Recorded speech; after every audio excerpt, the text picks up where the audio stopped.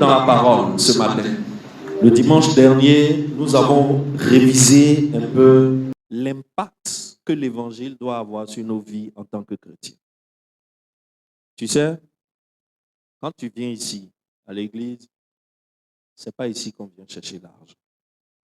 Si c'est pour chercher l'argent que tu es venu adorer Dieu, il faut laisser adorer Dieu. Va adorer fétiche. Il y a des fétiches qui donnent l'argent plus vite. Il y a des fétiches même là.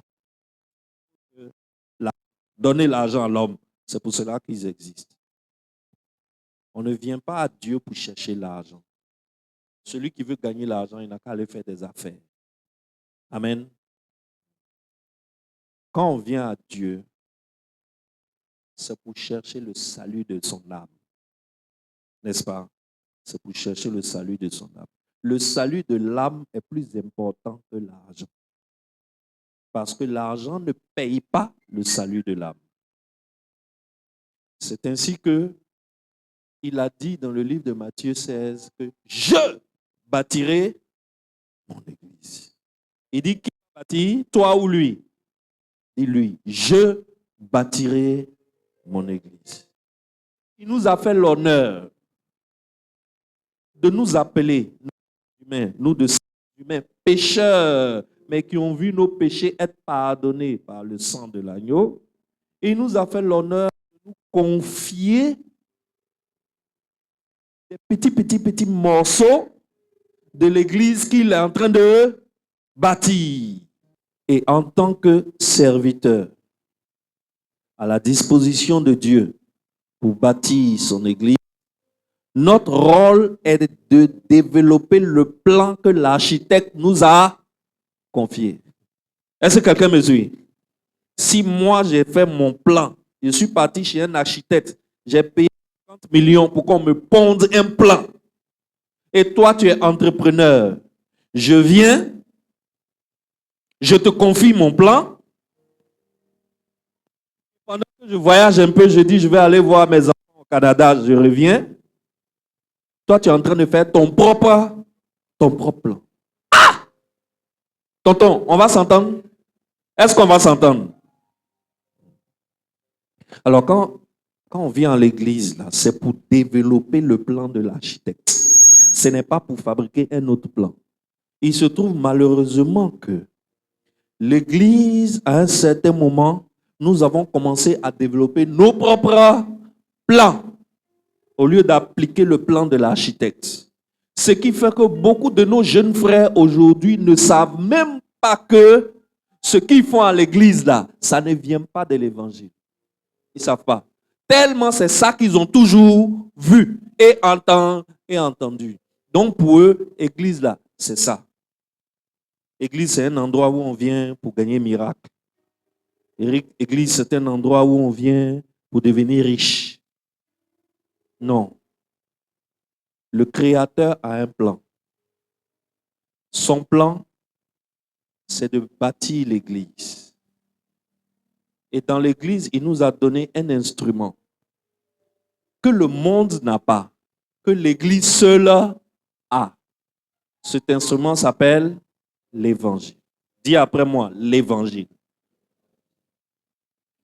Donc, quelqu'un qui fait l'église de Dieu doit dérouler l'évangile. N'est-ce pas?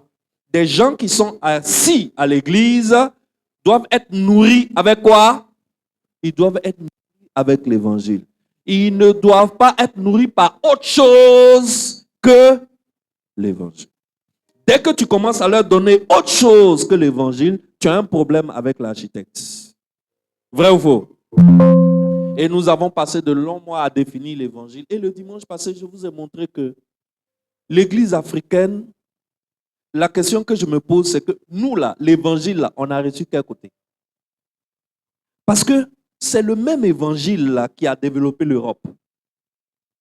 Et je vous ai montré que les Européens, la Bible est devenue vulgaire, c'est-à-dire à la disposition de tout le monde. Avant, la Bible n'était réservée qu'aux exégètes dans les cathédrales. Si tu n'as pas fait un doctorat en latin et en théologie, tu n'as pas droit à toucher la Bible. Mais depuis que la Bible a été imprimée en plusieurs exemplaires et chacun a la Bible chez lui à la maison, dans sa propre langue, les gens ont lu la Bible en Occident et en lisant la Bible, ça a ouvert leur pensée. C'est ainsi que les Occidentaux, après avoir lu la Bible, petit à petit, ils sont allés vers quelque chose qu'on appelle la révolution industrielle. Parce que quand un occidental lit la Bible et on lui dit, le gars n'avait que 5 pains et 2 poissons. Mais on prend les 5 pains, on distribue à 15 000 personnes, soit 5 000 hommes. Quand j'ajoute les femmes et les enfants, on doit être dans les 15 000. Mais 5 pains et 2 poissons, ça suffit pour 15 000 hommes. Le gars automatiquement dit quoi? Ça veut dire qu'il y a une machine, c'est fabriquer un processus qui prend quelque chose comme la matière, mais qui au final me donne un produit fini en des milliers et des milliers et des milliers et des milliers d'exemplaires. Ah, donc c'est possible. C'est dans la Bible, il a vu. C'est dans la Bible, il a vu que 5 pains et 2 poissons ont suffi à 15 000 personnes. Automatiquement, ça lui donne l'idée de mettre en place un processus qui fait que quand tu mets huile, avec huile rouge, avec acide, dans quelque chose, au bout, il y a savon qui sort. Savon là, ça sort en exemplaires, 2000 exemplaires, 3000 exemplaires, 4000 exemplaires. Ça fait que je suis seul assis ici, mais c'est mes savons que les gens utilisent dans toutes les douches de Benjaville. Mais si je fais ça, je vais devenir riche. Ça a changé sa mentalité. Il a commencé maintenant à réfléchir. Comment je fais pour fabriquer quelque chose qui peut me permettre de faire 1000 savons, 2000 savons, 3000 savons, pour que je sois le seul qui vende du savon à tout mon quartier. En lisant la Bible, ça a fait quoi? Ça a ouvert son cerveau, ça a ouvert sa mentalité, ça a ouvert sa façon de penser. C'est l'évangile qui a permis à l'Europe de prendre le pouvoir sur le monde entier. Maintenant, quand ils sont venus avec nous, quand ils sont venus chez nous en Afrique avec l'évangile, je n'arrive pas à comprendre que le même évangile qui les a déclenchés, le même évangile est chez nous depuis plusieurs siècles, et nous, on est toujours où on est. Alors que, écoute bien ce que Jésus dit. Jésus dit, allez, faites de toutes les nations des disciples. Ça veut dire, allez, faites de toutes les nations. Les autres nations qui ne sont pas votre nation, allez-y dedans. Faites de mes disciples. Qu'est-ce que Jésus est en train de nous dire? Quand tu reçois l'évangile, tu ne peux pas rester colonisé. C'est toi qui vas pour coloniser les gens. Est-ce que quelqu'un me suit? Allez coloniser les gens. Faites de mes disciples. Maintenant, nous, on reçoit l'évangile, mais on est assis ici. On est toujours colonisé. L'évangile qui doit faire de nous des colons, l'évangile que nous, on a reçu et qu'on écoute tous les dimanches, c'est un évangile qui nous maintient dans la colonisation. Je dis non. Tant que nous aurons compris le vrai évangile, nous n'allons plus rester colonisés. Parce que l'évangile nous envoie. Maintenant, l'évangile nous envoie, l'évangile met un instrument dans nos mains. On ne va pas aller coloniser les gens comme les colons sont venus nous coloniser avec des fusils. Et ils ont tué nos parents pour les soumettre par la force. Mais nous allons coloniser les nations pacifiquement. Mais on a un instrument qu'ils n'ont pas. Et cet instrument dit puissance de Dieu. L'apôtre Paul dit que l'évangile est la puissance de Dieu pour le salut de quiconque croit. Nous avons l'évangile. Ça veut dire que tu veux ou tu ne veux pas, on est obligé ici à l'église de savoir ce qu'on appelle l'évangile. Parce que ça devient notre instrument de travail. Et notre puissance, notre force. On doit savoir ce qu'on appelle l'évangile. C'est ainsi que, depuis plusieurs mois, nous sommes en train de tourner autour du même sujet. Mais on le prend à gauche, on le prend à droite, on prend sous plusieurs formes. Et nous sommes arrivés à un chapitre où on a découvert qu'en réalité, l'évangile, c'est une personne. L'évangile, c'est qui? C'est la personne de Jésus-Christ. Quelqu'un va me dire, bon, si l'évangile, c'est la personne de Jésus-Christ, pourquoi son nom n'est pas dans l'Ancien Testament? Est-ce que la personne n'a pas raison? Toi, tu dis l'évangile. L'évangile, c'est toute la parole de Dieu. Si toute la parole de Dieu, c'est Jésus-Christ, pourquoi son nom n'est pas dans l'Ancien Testament? Pourquoi Jésus, là, on ne parle de lui qu'à partir de Matthieu? C'est pour cela que j'ai pris mon temps ici pour vous expliquer que tout le livre de Genèse ne parle que de Jésus-Christ. En réalité, en Genèse chapitre 3, verset 15, Dieu a enseigné l'évangile à Adam. Écoute-moi, en Genèse chapitre 3, verset 15, il dit, et sa postérité, et la postérité de la femme, n'est-ce pas? La postérité de la femme écrasera ta tête, et toi, tu lui mordras le talon. Pourquoi Dieu dit la postérité de la femme? Pourquoi Dieu ne dit pas la postérité d'un homme, mais il dit la postérité de la femme? Dieu était en train de nous prévenir qu'un jour, il y a un homme qui va naître, mais il n'aura pas un papa humain. Est-ce que quelqu'un m'a compris? C'est pour cela qu'il dit la postérité de la femme. Il va naître d'une femme, mais son papa ne sera pas un homme. Quand tu vas en Galates chapitre 4, verset 4, il dit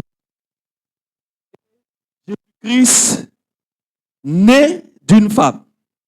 N'est-ce pas? Né d'une femme. Alors, Excellence, Genèse chapitre 3, depuis Genèse, tout le livre de Genèse, je t'ai montré comment Genèse chapitre 1, à partir du verset 1 jusqu'au verset 3, en réalité parle de la lumière qui a fait le monde. Et cette lumière qui a fait le monde, ce n'est pas le soleil, ce n'est pas la lune. Parce que le soleil, la lune et les étoiles, Dieu ne les a créés qu'en Genèse chapitre 1, verset 14. Je t'ai montré qu'en Genèse, là, Jésus-Christ, en Genèse, c'est lui qui est la postérité de la femme.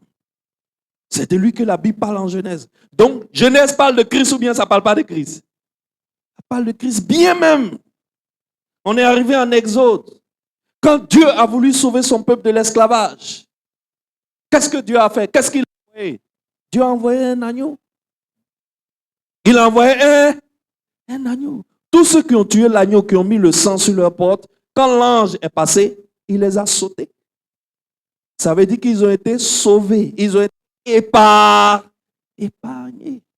C'est le sang de l'agneau. Le message que Dieu est en train de donner, c'est qu'un jour, il y a un agneau.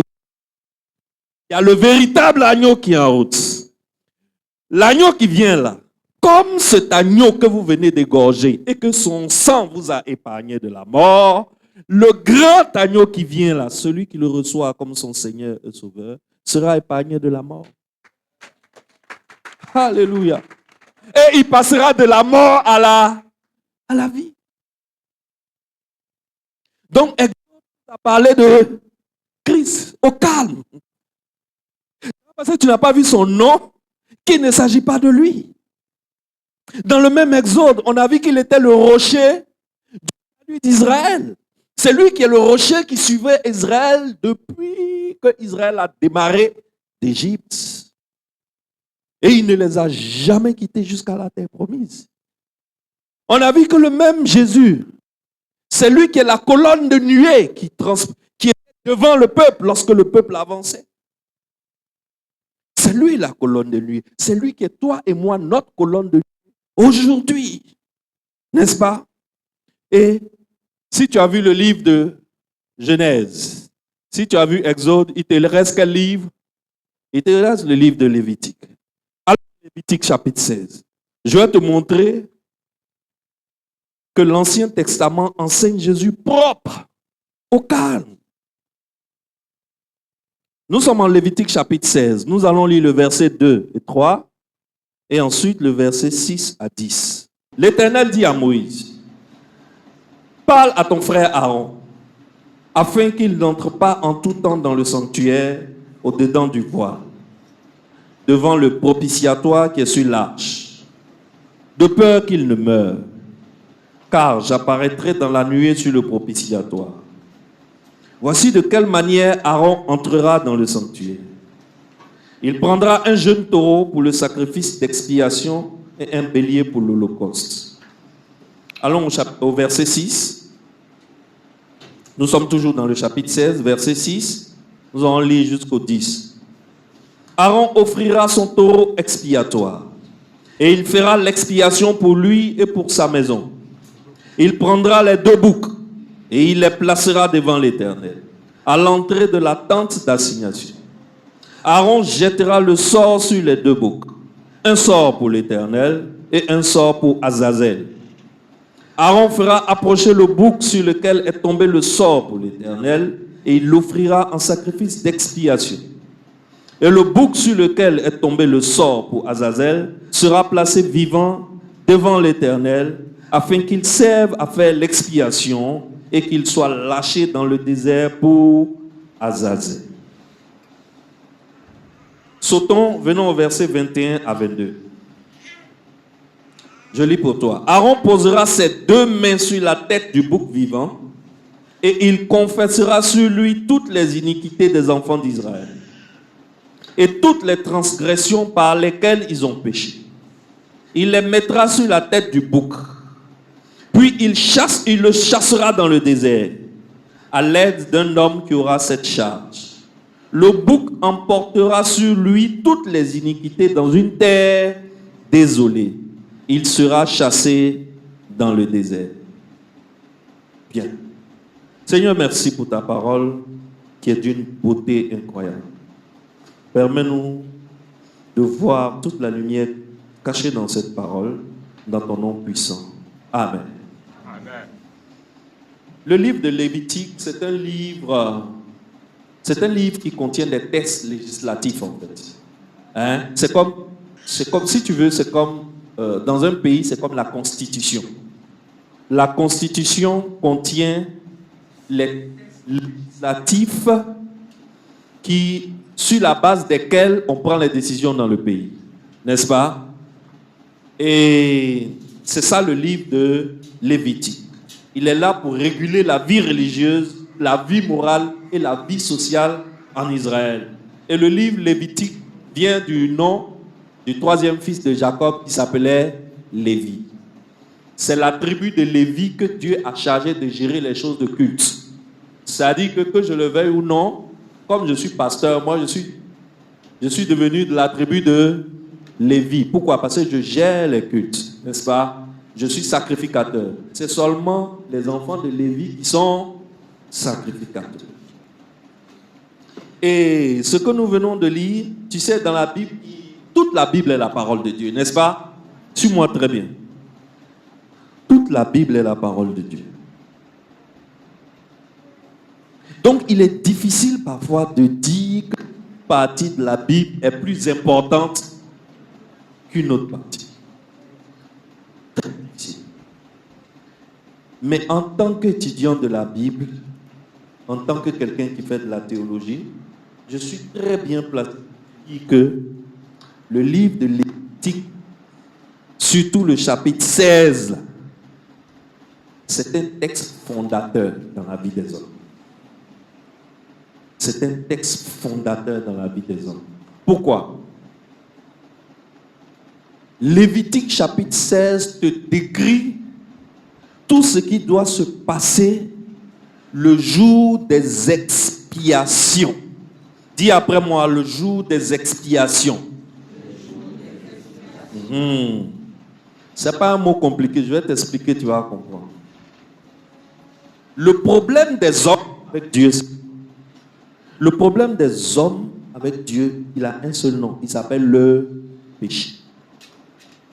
Le seul problème que Dieu que les hommes ont avec Dieu et que Dieu a avec les hommes, c'est le péché. Parce que le péché est incompatible de la sainteté de Dieu. Très incompatible. Si la sainteté de Dieu rentre dans un avion, automatiquement tous les pécheurs qui sont dans l'avion vont faire quoi? Ils vont être projetés par les fenêtres. Parce que Dieu et le péché ne peuvent pas cohabiter. C'est impossible. Dieu n'a pas de problème avec le pécheur. Le problème de Dieu, c'est le péché qui est dans le pécheur. C'est pour ça que Dieu a tout fait pour sauver le pécheur. Parce que son problème, ce n'est pas le pécheur. Le problème, c'est la chose là, qu'on appelle le péché. Voilà que Dieu a un peuple. Mais il se trouve que le peuple de Dieu est un peuple de pécheurs. C'est un peuple qui pêche matin, midi, soir, à l'endroit, à l'envers.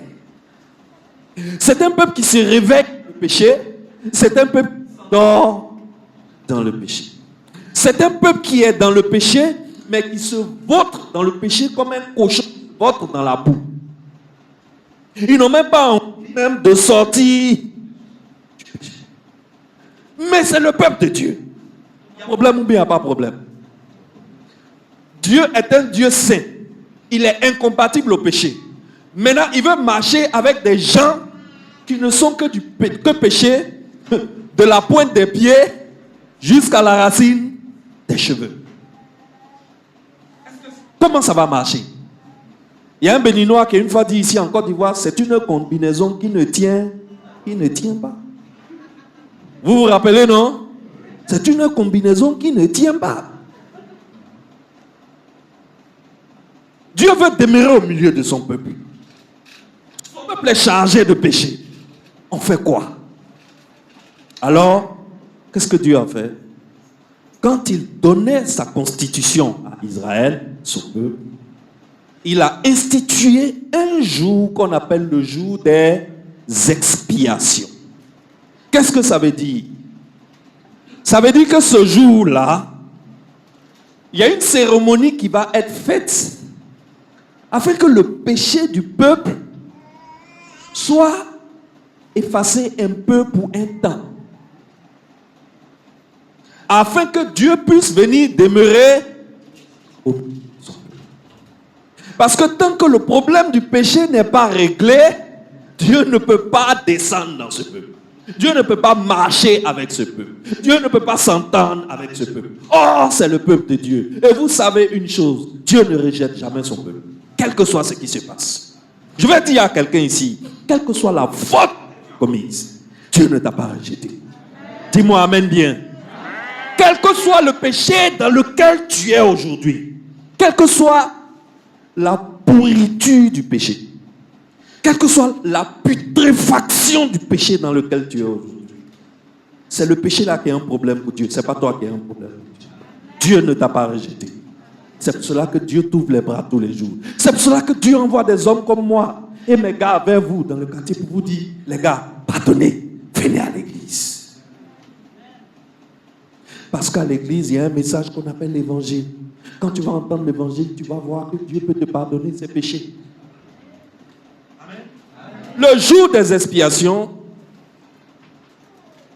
il y a une cérémonie qu'on doit faire. Quand on fait cette cérémonie, Dieu peut descendre dans son peuple pendant à peu près 1 an encore comme ça. Parce que l'année prochaine, il faut recommencer. Mais il se trouve que les sacrificateurs qui doivent faire les sacrifices ce jour-là, qui doivent faire la cérémonie ce jour-là, eux-mêmes sont pécheurs. On est bloqué ou bien on n'est pas bloqué? Les sacrificateurs, le pasteur qui doit se tenir devant le peuple pour aller devant le trône de Dieu,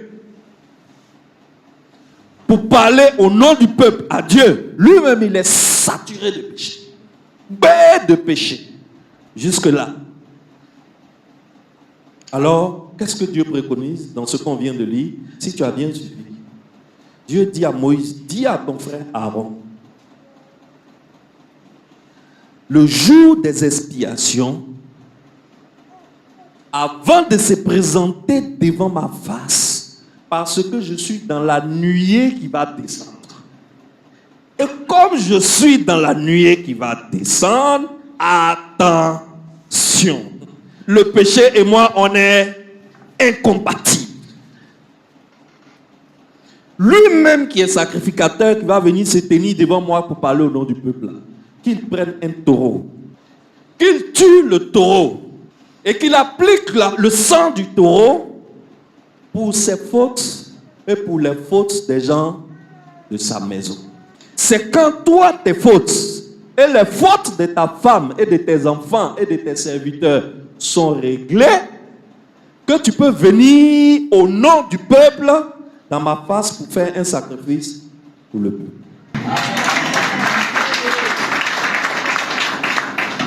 Et quand le sacrificateur a fini de faire ça, maintenant, il a la patience de Dieu, il a la miséricorde de Dieu, il a la grâce infinie de Dieu. Il rentre sur l'autel. Quand il rentre sur l'autel, il doit tuer 2 boucs. Selon le texte qu'on a lu tout à l'heure. Ou bien tu as déjà oublié? Il doit tuer combien de boucs? Il doit tuer 2 boucs. Le premier bouc,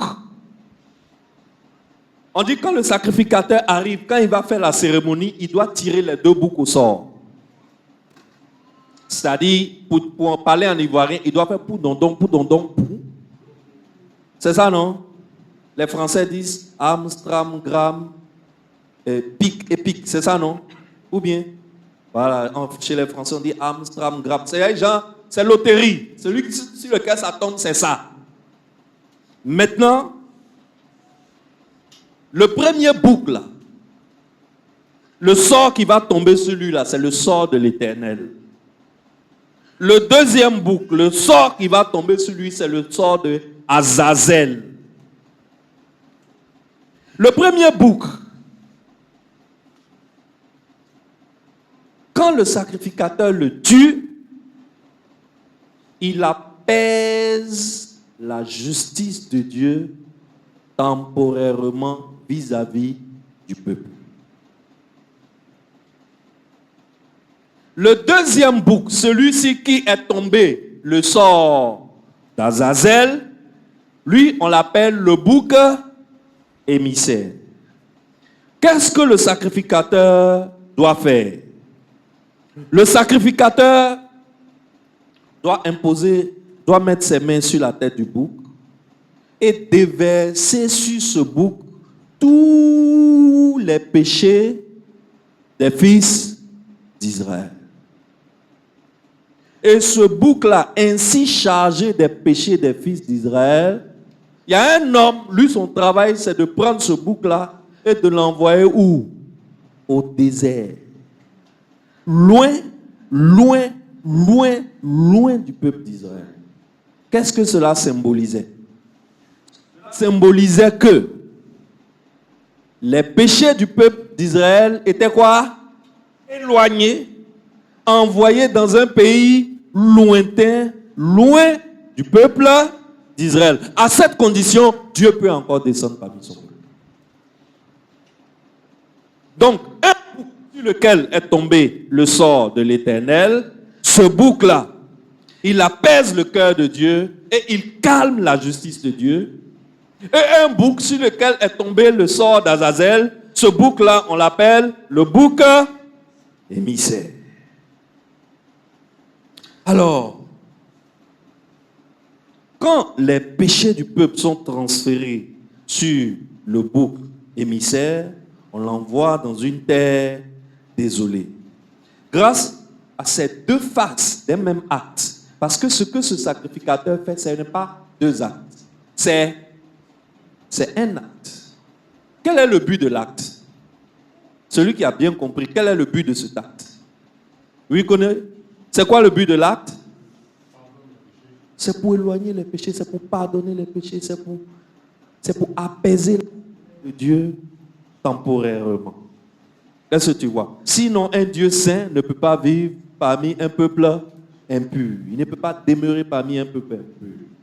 Donc, cet acte-là, c'est un seul acte, mais il a deux faces. Apaiser la colère de Dieu et éloigner les taureaux.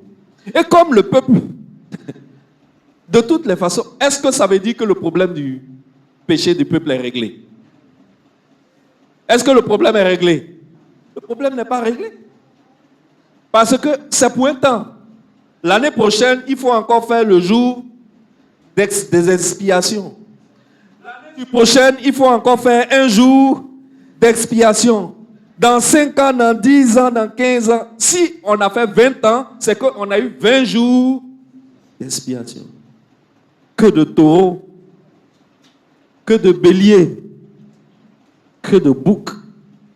Ça veut dire que l'homme est condamné éternellement à sacrifier des taureaux, des béliers et des boucs. Ça devient une sorte de sacrifice perpétuel. C'est là où tu comprends qu'en réalité, dans la pensée de Dieu, il ne s'agit pas de taureaux et de boucs. Parce que si tu connais Dieu, tu dois savoir que Dieu, il a forcément une solution absolue, une fois pour toutes. C'est l'homme qui ne connaît pas Dieu, qui croit que Dieu va lui demander mouton chaque tabaski. Est-ce que quelqu'un me suit? C'est-à-dire que nos frères musulmans se sont arrêtés en Lévitique 16. L'histoire n'a pas continué. Donc un musulman, il ressent en lui que c'est un acte de foi pour le pardon de ses péchés à chaque tabaski, c'est-à-dire le jour des expiations. La tabaski, c'est pour eux le jour des expiations. Si tu n'as pas fait d'expiation, l'année qui vient là, la saison dans laquelle tu rentres là, Dieu ne peut pas rentrer dans ton affaire. Mais si tu connais bien Dieu, tu vas savoir que ce que Dieu est en train de faire là, ce n'est qu'une ombre. Ce n'est qu'une ombre. Il doit avoir une solution définitive pour cette affaire de péché. On est en train de tuer aujourd'hui taureaux et puis 2 boucs, 2 boucs, 2 boucs, 2 taureaux, 2 boucs, béliers, taureaux, boucs. Année après année, les hommes sont sur terre. 2000 ans, taureaux, béliers, boucs. 3000 ans, taureaux, béliers, boucs. 10 000 ans, taureaux. Ça, c'est pas Dieu. Ça, c'est pas le Dieu que je connais. Ou bien, qui est d'accord avec moi? Non, ça, c'est pas le Dieu que je connais. Acclame bien. Le Dieu que je connais a forcément une solution définitive. Son temps marqué n'est pas arrivé. Parce que quand son temps marqué va arriver, qu'est-ce qui va se passer? La solution définitive va se présenter. C'est pour ça que je t'invite à me suivre dans Hébreux chapitre 10. Tu vas voir que nous les chrétiens, la foi chrétienne nous a fait voyager avec Dieu. Pendant que Dieu voyageait, on le suivait. Mais il y a d'autres fois, ils se sont arrêtés. Mais nous, on a voyagé avec Dieu. On est arrivé en Hébreux chapitre. Lisons Hébreux chapitre 10. C'est une lecture un peu longue, mais je t'avoue, à chaque phrase, il y aura un plaisir qui va se déverser dans ton cœur. Écoute bien. Hébreux 10, 1 à 10. La loi de Moïse n'est pas la représentation exacte des réalités. Elle n'est que l'ombre des biens à venir. Elle est tout à fait incapable de rendre parfait ceux qui s'approchent de Dieu. Comment le pourrait-elle avec ses sacrifices? Les taureaux, les boucs, les béliers. Toujours les mêmes. Que l'on offre année après année, indéfiniment. Si ceux qui rendent un tel culte à Dieu avaient été une bonne fois purifiés de leurs fautes, il ne se sentirait plus coupable d'aucun péché. Et l'on cesserait d'offrir tout sacrifice. En réalité, par ces sacrifices-là, par les taureaux, par les boucs, par les béliers, les gens sont amenés à se rappeler leurs péchés année après année. Regarde la belle phrase que tu... Ce passage-là, quand j'arrive dessus dans la Bible, je suis en extase. La phrase qui suit dit, car le sang des taureaux et des boucs ne pourra jamais enlever les péchés. Jamais enlever les péchés. C'est pourquoi au moment où il allait rentrer dans le monde, regarde la beauté de ce qui va se passer. Ici, là maintenant, c'est poésie. Je te dis, écoute le doux dans les oreilles. Écoute, c'est-à-dire Dieu s'adresse à l'âme des hommes. Écoute bien. C'est pourquoi au moment où il allait rentrer dans le monde, le Christ dit à Dieu, tu n'as voulu ni sacrifice, ni offrande, mais tu m'as formé un corps. Tu n'as pris plaisir ni à des animaux brûlés sur l'autel, ni à des sacrifices pour le pardon des péchés. Les boucs, les taureaux, les béliers, Dieu n'y prend aucun plaisir. Alors j'ai dit, comme mon Père ne prend aucun plaisir à ça, alors j'ai dit, je viens moi-même à toi, ô Dieu, pour faire ta volonté, selon ce qui est écrit à mon sujet dans le Saint-Livre.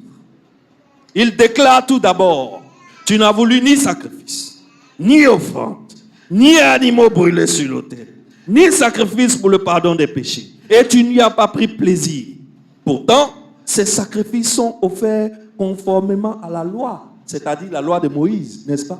On le fait à cause de la loi de Moïse. On le fait à cause de ce que Dieu a donné comme loi en Lévitique chapitre 16.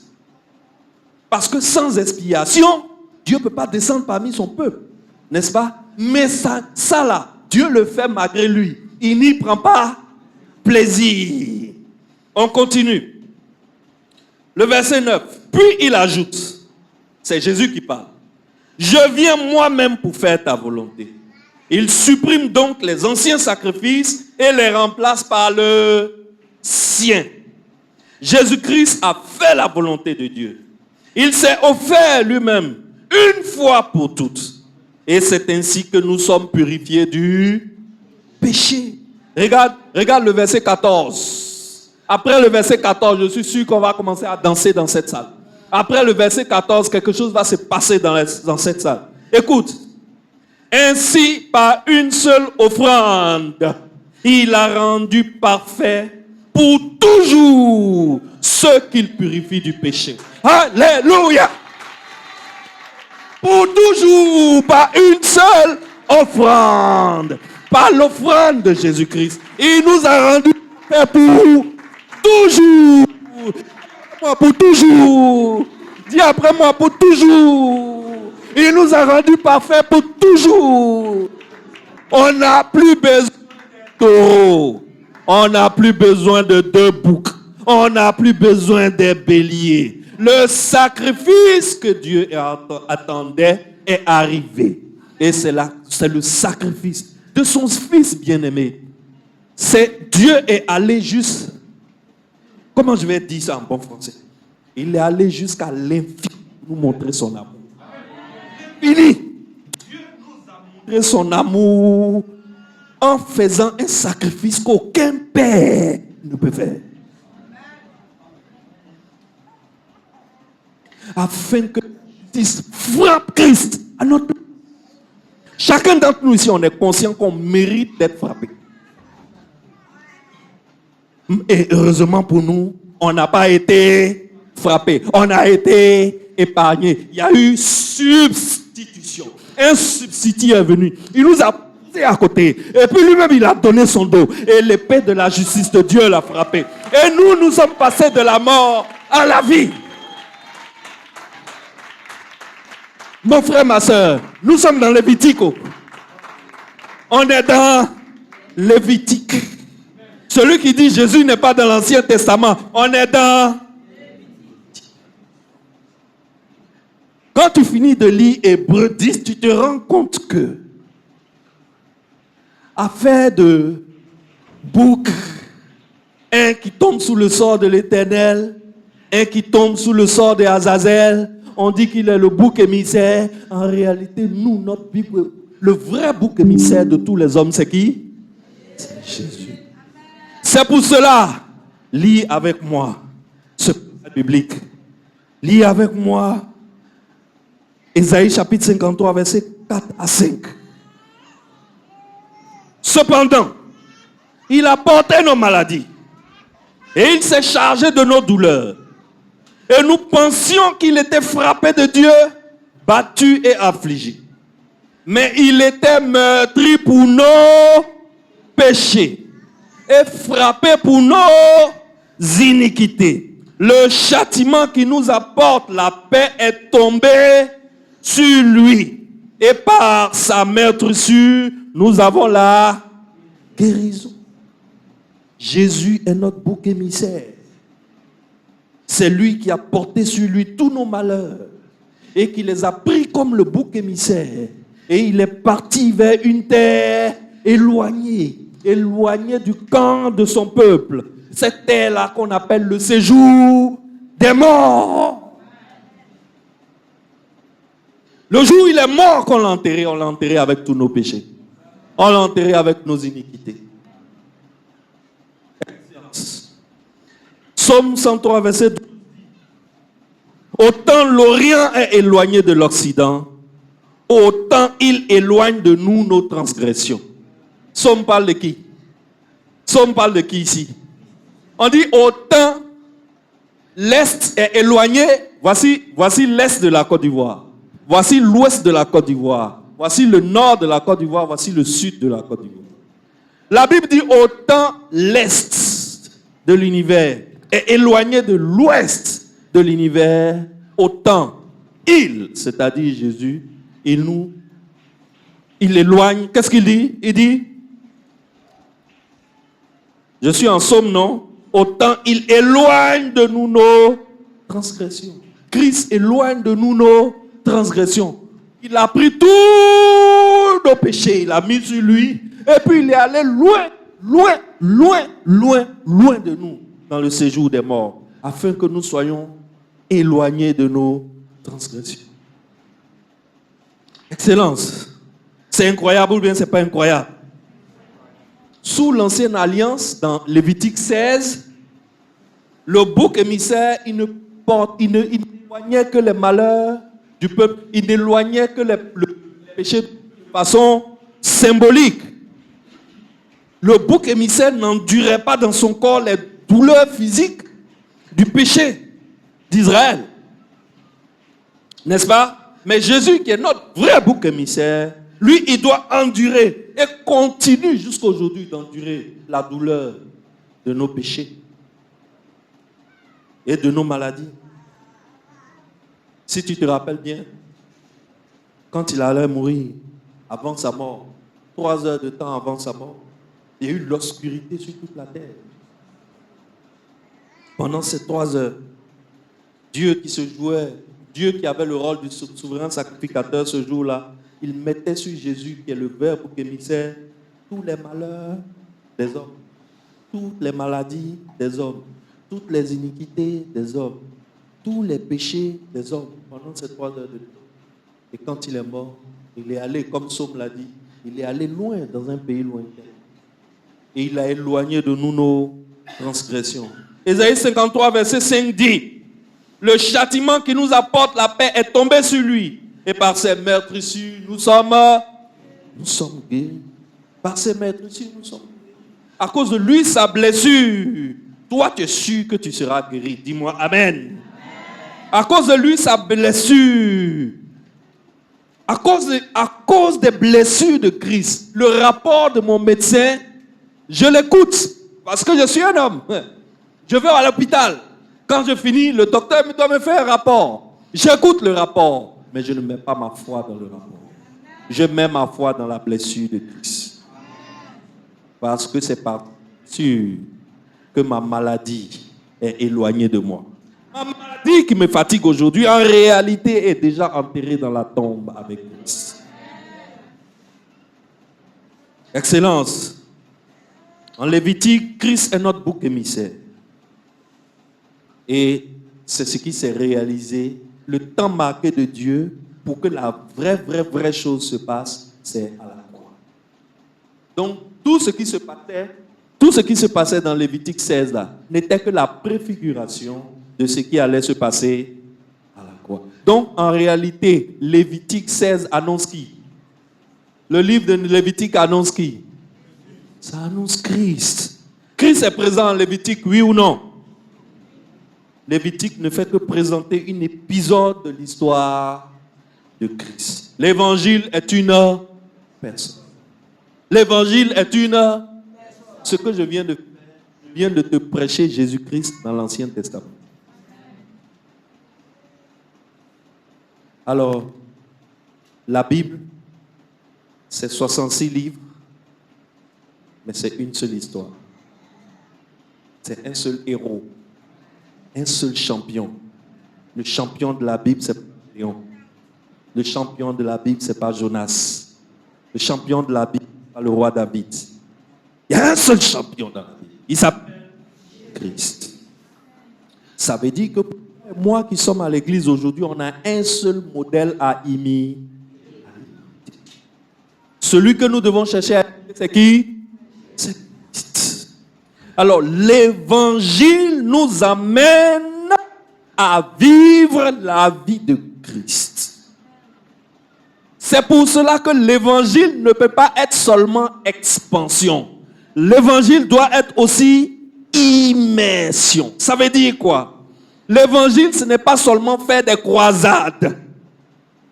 Gagner des gens qui n'étaient pas gagnés à Christ. Les croisades, les évangélisations, les campagnes, tout ça c'est bon parce que ça fait la croissance numérique. Mais ce que l'Église d'Afrique a laissé de côté et qui est en train de créer des problèmes à l'Église d'Afrique aujourd'hui, qui fait qu'aujourd'hui l'Afrique évangile, mais l'Afrique reste colonisée et que l'Afrique n'est pas capable de coloniser. C'est l'immersion qui nous manque. La croissance spirituelle. On fait tout, on dépense des millions de dollars chaque année dans nos églises. Des missionnaires viennent, la plupart, nous sommes pasteurs, la plupart des missionnaires que nous recevons, qui viennent pour nous proposer des formations ici en Afrique, sont des gens qui viennent pour nous parler des peuples non atteints. Ça veut dire qu'on est en train de faire notre évangile là, en petit poteau à Abidjan. Oh, il y a des peuples qui restent quelque part vers la frontière du Mali là-bas, quelque part vers la frontière du Burkina là-bas, quelque part vers la Sierra Leone là-bas, qui n'ont pas encore reçu l'évangile. Donc, ils viennent pour nous motiver, pour qu'on apporte l'évangile là-bas. C'est bien. Mais je dis, l'homme qui apporte l'évangile là, est-ce que lui-même il a reçu l'évangile? C'est ce côté-là qui manque à l'église africaine. Les gens qui sortent de nos églises n'ont aucune maturité spirituelle. Ils ne mènent pas la vie de Christ et ils ne cherchent même pas à mener la vie de Christ. Ils s'en contrebalancent. Ce qui crée beaucoup de problèmes dans les églises. Parce que quand le pasteur l'appelle pour lui parler, pour mettre un peu d'ordre dans sa vie, ça devient la guerre. Il estime que le pasteur lui a manqué de respect. Parce que pour lui, le désordre dans lequel il est là, c'est très bon. C'est ça qui est bon. Faut pas, le pasteur va mettre sa bouche dedans. Or, l'évangile, c'est une personne. Il dit que tu as l'évangile, tu dois commencer à imiter la personne. Et ce n'est pas facile d'imiter Christ. C'est un enseignement quotidien. La seule façon d'arriver à imiter Christ, c'est de redécouvrir continuellement l'évangile. C'est de ne jamais couper de contact avec l'évangile. C'est pour cela une église où toutes les manifestations l'église, c'est dimanche matin. Une église comme ça ne peut pas donner la croissance spirituelle à ses membres. Possible. Une église qui veut que ses membres soient immergés dans l'évangile. Afin que les membres de l'église commencent petit à petit à faire quoi? À ressembler à le modèle. Ça doit être une église où chaque personne qui est dans l'église est enseignée par quelqu'un. La seule façon de transmettre l'image de Jésus-Christ à quelqu'un, ce n'est pas l'enseignement. Ce n'est pas en le faisant tomber. Ce n'est pas l'enseignement. Il faut lui enseigner l'évangile. Il faut lui réenseigner l'évangile. Il faut lui réenseigner l'évangile. Il faut lui faire écouter l'évangile. Réécouter l'évangile. Réécouter l'évangile. Il faut lui montrer toutes les facettes de l'évangile. Tu sais, l'évangile qui est là, on peut enseigner à quelqu'un. Il va mourir, il va revenir. Il va mourir, il va revenir. Il va mourir, il va revenir. 9 fois, on ne peut pas finir. Alors, il y a tellement de choses à vous enseigner, frères et sœurs. Aujourd'hui, je suis venu vous montrer que Lévitique, là, il s'agit de... Alors, quel est l'objectif de ta vie? Dans ton cœur, là, il y a quoi? Tu vis pourquoi? Quel est le combat de ta vie? Le combat de ta vie, c'est la voiture et la maison. C'est pour ça que tu te bats. C'est pour cela que quand tu regardes dans le miroir le matin et que tu vois qu'il y a beaucoup de cheveux blancs, tu dis, aïe, je suis en retard. Pourquoi? Parce qu'il y a beaucoup de cheveux blancs, mais je n'ai pas encore la voiture, je n'ai pas encore la villa. Mon compte en banque n'est pas B. Mon ami, si tu finis de regarder dans le miroir, tu as les cheveux blancs, ce qui doit t'inquiéter, c'est est-ce que j'ai l'évangile? Si j'ai l'évangile, j'ai transmis à combien de personnes? Parce que quand on reçoit, c'est pour donner.